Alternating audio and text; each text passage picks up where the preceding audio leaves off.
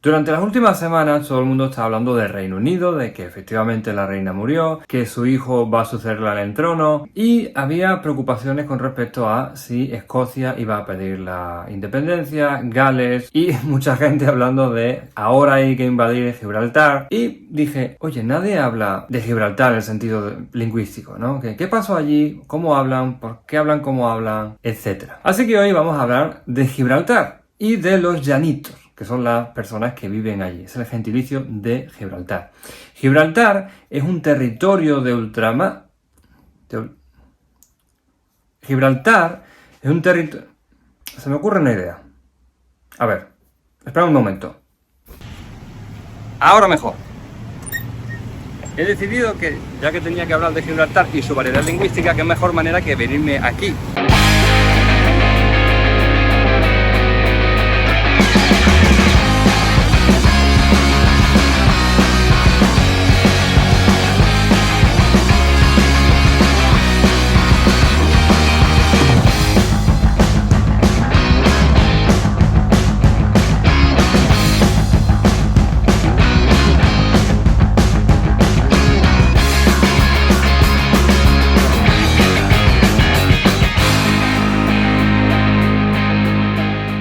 Como iba diciendo, Gibraltar es un territorio británico de ultramar que se sitúa en el extremo sur de la península ibérica y que hace frontera con el territorio de España. Antiguamente era conocida como promontorio, del latín Mons Calpe, y según las leyendas pensaba que era una de las dos torres o columnas de Hércules.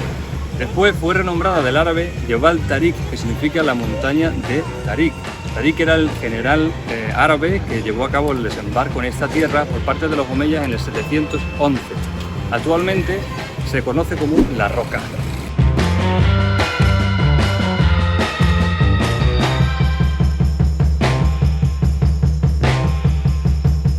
Y aquí se complica la historia. Durante la mal llamada Reconquista entre los siglos XIV y XV, finalmente fue anexionada a la corona de Castilla. Pero en 1704 fue tomada por una escuadra anglo-holandesa en apoyo del archiduque Carlos por la Guerra de Sucesión Española. Al finalizar esta Guerra de Sucesión, las coronas británica y española firmaron el Tratado de Utrecht, por el cual desde entonces no han cesado los problemas políticos en cuanto a quién pertenece este pedazo de tierra, si al Reino Unido o a España. Inglaterra se queda con Gibraltar y Menorca, el tráfico de esclavos africanos y la posibilidad de comerciar con la América española. España debe entregar al Imperio Austriaco las plazas fuertes que todavía tienen los Países Bajos, el Luxemburgo, el Milanesado, la Toscana, Nápoles, Sicilia y Cerdeña. Todo a cambio de que las potencias europeas reconozcan definitivamente a Felipe V como rey de España. Gibraltar y su aeropuerto son tan pequeños que cuando uno cruza la frontera por la única carretera que une con España, tiene que cruzar la pista de aterrizaje del aeropuerto.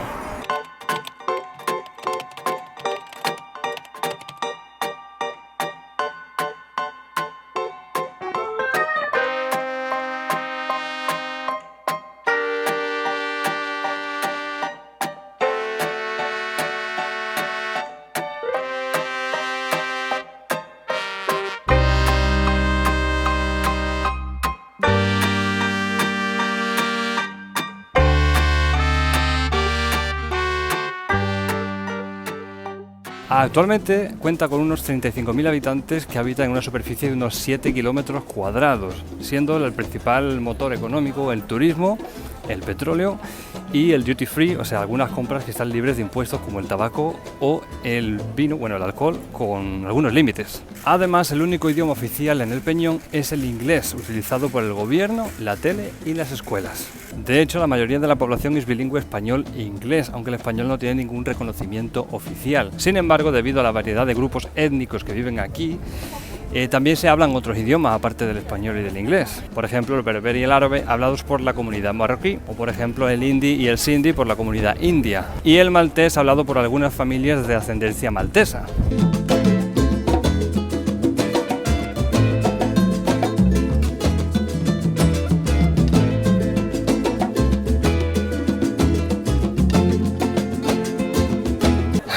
A ver, la realidad lingüística de este territorio es que aparte del inglés o el español, lo que los gibraltareños hablan es el llanito, que aunque muchas personas piensan que es una mezcla entre español e inglés, realmente es una versión del inglés basada en el andaluz, más concretamente el andaluz de la zona de Cádiz, con una fuerte mezcla del inglés británico y otros idiomas como el maltés, el portugués, el genovés, el italiano o la jaquetilla, que es un dialecto judeo-español, aunque esto no quiere decir que el llanito no alterne entre el inglés y el español, cosa que hace además bastante frecuentemente, pero es un fenómeno lingüístico llamado code switching que ya veremos en un futuro vídeo más en detalle. Un cotilleo en Gibraltar. Kaylin, can you tell your mum to come to the phone a second?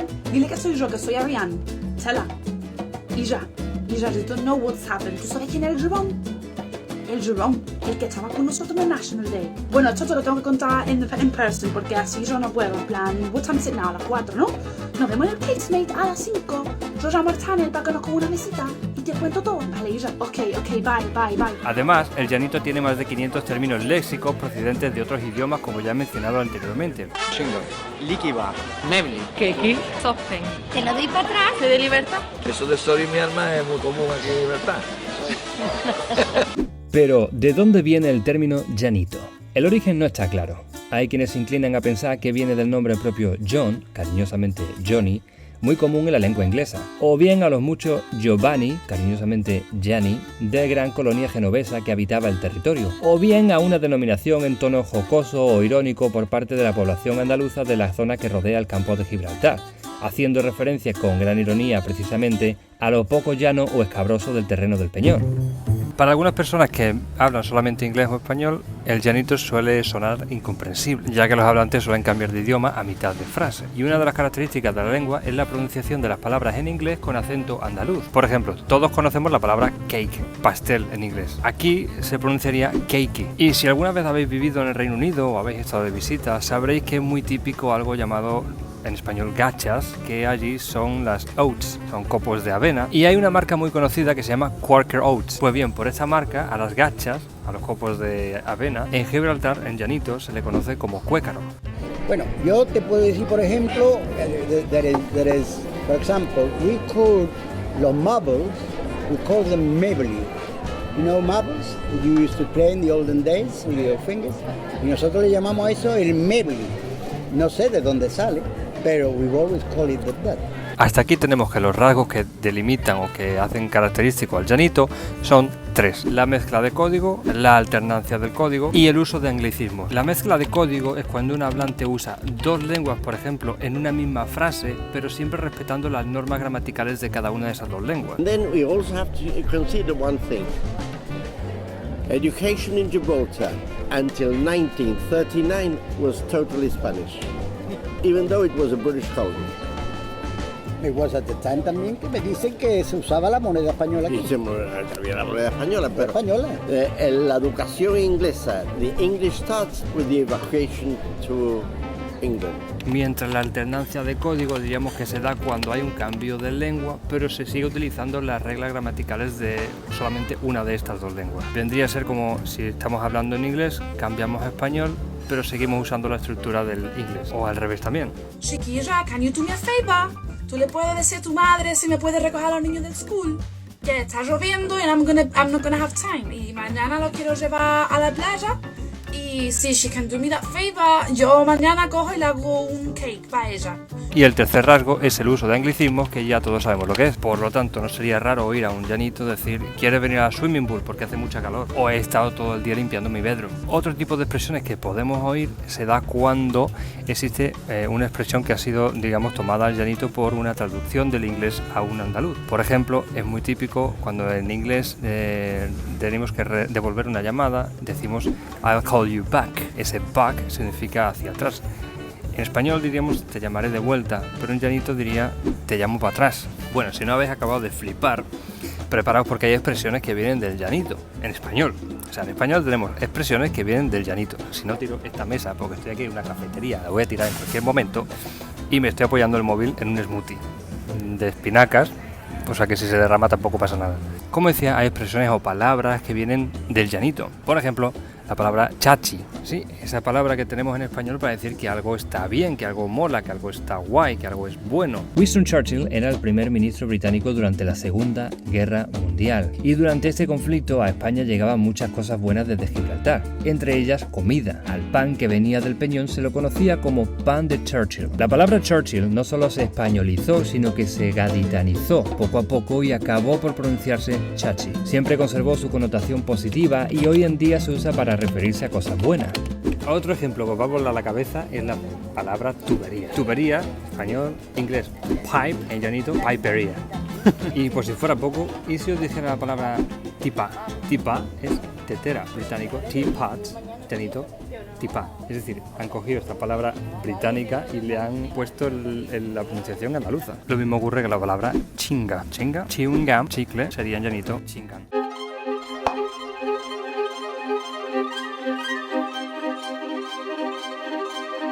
Algo que parece bastante curioso es por qué Gibraltar parece un pueblo genovés. Si uno se fija en la arquitectura llanita, vemos persianas de colores azules, verdes, fachadas de colores pastel, puertas con arco.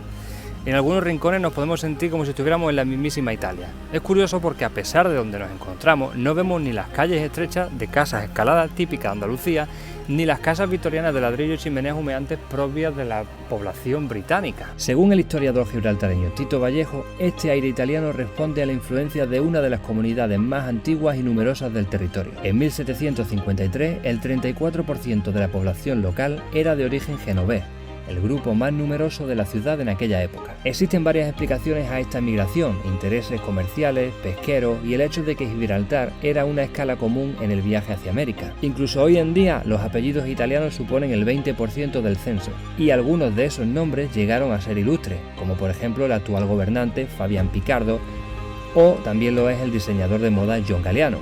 En este sentido, la influencia en el plano arquitectónico parece lógica. Después del gran asedio de 1779 y 83, el pueblo de Gibraltar fue arrasado por los cañonazos de los españoles desde la línea, dejando el peñón en ruinas. Entonces apareció una familia venida de Génova, los Moschetti, que eran arquitectos y albañiles, y el gobernador les dio la misión de edificar el pueblo de nuevo, introduciendo la influencia italiana. Creo que al principio mencioné que Gibraltar mide unos 7 kilómetros de largo por 1 de ancho, y es bastante sorprendente. Pero lo que es más sorprendente todavía es que por dentro tiene unos 52 kilómetros de túneles. Con la Segunda Guerra Mundial llegó a haber una auténtica ciudad bajo tierra, o dentro de la roca, mejor dicho. Durante la Segunda Guerra Mundial llegó a haber toda una ciudad bajo tierra con kilómetros y kilómetros de túneles, depósitos de agua y combustible, generadores de electricidad, servicios telefónicos, carnicería, panadería e incluso hospitales. Los ingleses se enteraron de que había un plan de invasión por parte de los alemanes y la gente de Gibraltar, siendo tan pequeñito y un lugar estratégico, dijeron: aquí no nos podemos quedar cuando empiece con los bombardeos, tenemos que meternos bajo tierra. Así, tras evacuar mujeres, niños y ancianos, empezaron a hacer túneles dentro del peñón para que toda la guarnición militar se protegiera. Todo estaba diseñado para aguantar 9 meses sin depender de nadie. Además, buena parte de la tierra que se quitó para excavar los túneles se tiró al mar y se usó para construir la pista de aterrizaje que fue clave para la invasión del norte de África durante la guerra. Gibraltar se convirtió en una especie de portaaviones gigante. Hoy en día buena parte de estos túneles se encuentran cerrados de cara al público. Otros son de uso exclusivo por el ejército británico y algunos otros se utilizan para almacenar víveres o combustible para los civiles.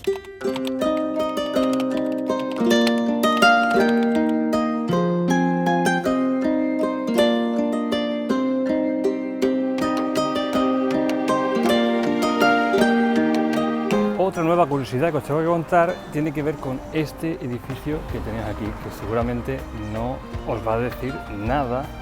Os enseño un poco. Esto de aquí es una sinagoga, o sea, el lugar de culto de judíos. ¿Y por qué? ¿Qué tiene que ver con Gibraltar?